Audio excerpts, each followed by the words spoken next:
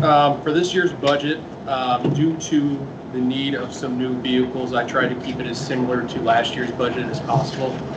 The changes you will see from last year's budget to this year, if you go under computer maintenance, which is 6319, we needed to bump that up due to their increasing cost with all the IT services that we have. So that one is up to 20,000. That was recommended by Letty in Nevada to do. If you look under miscellaneous expense, 6490, that is our Y at Work program for our employees. However, I did increase that $500 due to us now doing DARE and DARE supplies. So that is where that extra $500 comes from.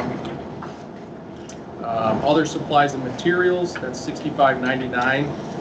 That increased $1,600. I did that because we have a new body-worn camera audit system. So basically our supervisors every 2 weeks are auditing our body cameras on all of our officers to make sure they're following proper procedures, being professional to the public, things of that nature. I think that's a big liability thing. I think that's big to have. So that did increase from 85 last year to 10,100 this year due to that. The last one will be other equipment. That's 6727.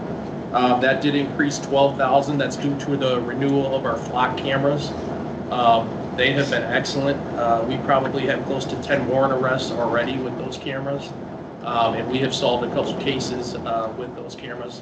One in Dan's building over there for package theft with our flock cameras. So they're seeing great success.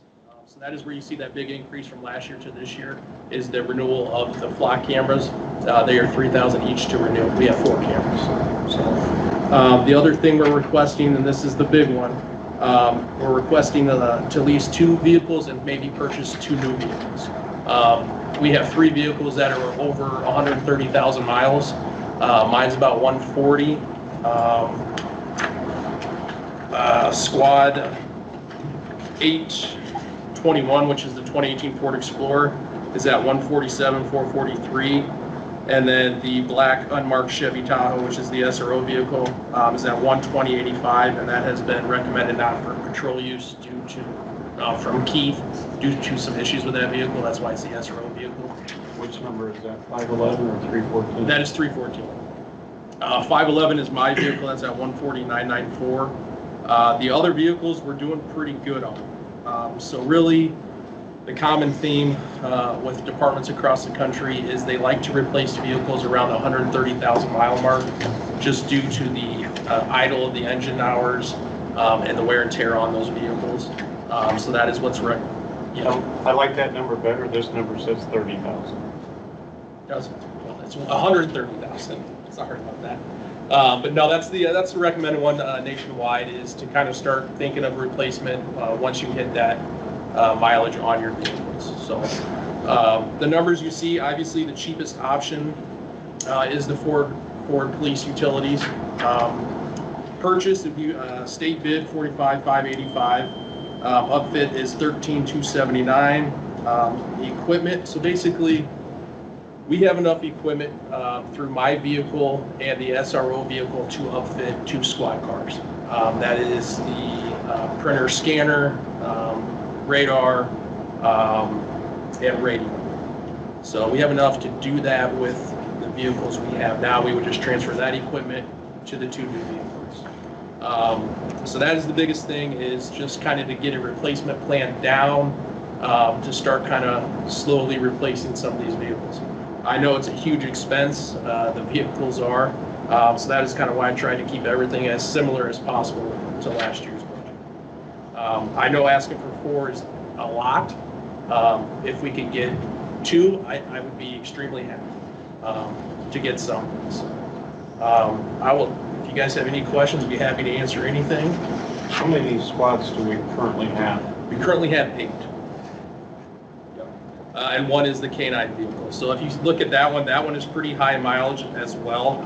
That one is that's 712. That's 143,741. I think, talking with Keith, I think we can get that to last a couple more years. as there is a lot of equipment in that vehicle that would have to transfer to another one, which would up the cost drastically. So I think we can make that work. Could you possibly get all the council members, maybe you guys already have them, a list of all the squads and the mileage, the year and the mileage? Yeah, it's on the back page. If you guys don't have that, I can pass mine around. So, Is it? in that list of 8 squads, 2 of them have been taken out of patrol by the mechanics' recommendations, correct? Yours and the SROs? Mine is okay. Okay. Mine just, it's up there in miles. Okay. But the one that has been taken out is the SRO vehicle. Keith said that should not be used for patrol 5 days a week. So that's why that one is kind of the SRO vehicle, because he usually just uses it back and forth to school. So. Andrew, does this get you, I know we had talked about ideally if you had 1 squad per officer, you're gonna have less miles put on that squad per day.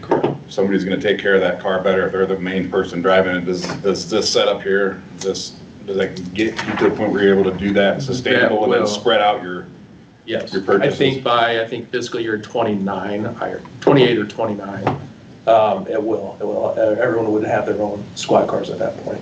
Because right now we do have some that we're trying to not do it as much, but there are some that are running 24/7. So. And the other thing, and I mentioned this because I've been there, but when you talk about that, that's an added perk that I think the officers would very much appreciate it. Yeah. And it might come down to, like you said, Brian, you got to give and take, and we can't have both. So do we want the squads, or do we want a better increase?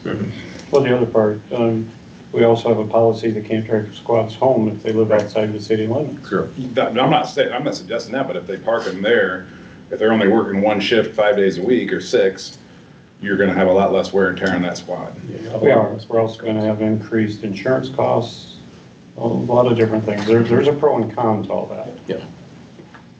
You know, if somebody does drive it home, really, that should be taxable income on the amount from their house, the mileage. Yeah, I'm not suggesting that they take their cars home. I'd rather have them stay here, and ideally in a covered building. Because of the weather, keeping them out of the weather truly is another piece that keeps them better shape longer. We don't have a covered building yet. Not yet. There is kind of a draft of a fiscal year plan out to, I don't remember how far we went out, but fiscal year 35, which kind of shows a start anyways of what it could look like to get the fleet up to each officer having a vehicle, and then being able to stretch that rotation out a little bit longer to 5 or 6 years. And then you would be on that set schedule of rotating them out, and so you would have that predictable budget amount too, just knowing that that was coming in. You wouldn't have the amount of unplanned maintenance and repair costs that you get when you get some of those vehicles well up past their useful life. So just a very rough draft of what a rotation schedule might look like, and a goal to try and get there at some point. And the bottom line is the squad cars travel X amount of miles per year total. If you want to spread it out over 8 cars or 10 cars, but there's still X amount of miles. I am not a fan of leasing vehicles. I think that's, I think we should own them. And I just wanted to give everyone an option on that. I didn't put the Tahoe on here because that one is the highest. You're looking at, I think the state bid was around 56,000. You're looking at probably another 20-some thousand for Upfit for equipment. So that one was left off because it is the most expensive. So otherwise you have the purchase of what the Durangos would cost, the Fords or the lease. The leases, they only do those for the Durangos. So that's what that lease is for. Have you researched at all the Dodge 4-door pickups? We have not. I know county, their supervisors have the Dodge Rams. A lot of people are going to those. So no, I can get some quotes on that and see what those might come in at. So I can do that.